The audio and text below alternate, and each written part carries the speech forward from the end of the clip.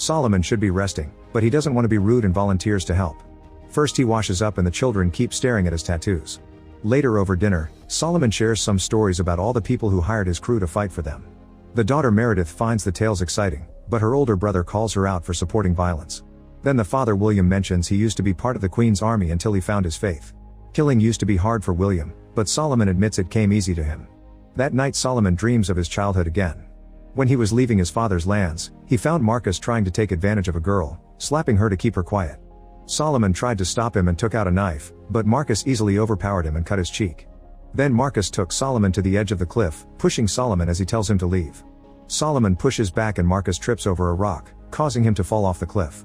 In the present, Solomon wakes up and joins William by the fire. William shows him a locket with pictures of his wife and daughter, then he explains his family will be sailing to the New World to start over. He invites Solomon to come along, but Solomon explains his soul is damned and the family shouldn't want him around. For the next few days, Solomon continues to travel with the Crowthorns and Meredith makes some new clothes for him. One afternoon, Meredith's younger brother Samuel asks Solomon to show him some sword moves, so Solomon does some basic training using sticks. At that moment they come across a burned town so they go investigate. There are bodies with burned eyes everywhere and William blames it on the devil, but Solomon finds a pyre and realizes the townspeople failed to burn a witch. Meredith notices some movement and finds a girl still alive among the bodies. The child is taken to their camp and she confirms that the townspeople tried to burn a witch, but the fire didn't hurt her. The witch killed all the locals and burned their eyes for coming to see her burn. The Crowthorns want to pray for the dead and the girl furiously refuses, so Solomon gets suspicious. He takes a cross from the family and tries to give it to the kid, who turns to Meredith and tells her it's you we want.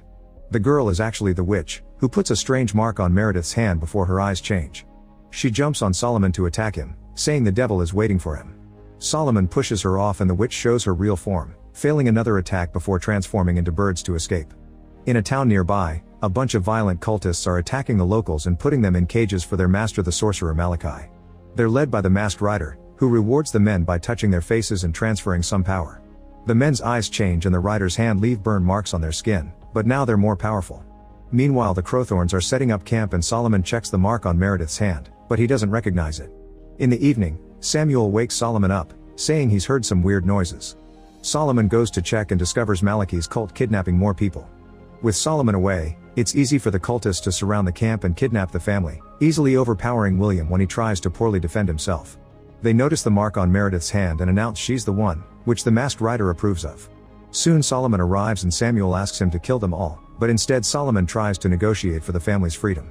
The masked rider uses his magic to talk through one of his men, asking Solomon to kill him. Solomon refuses because he's a man of peace and the thug immediately kills Samuel.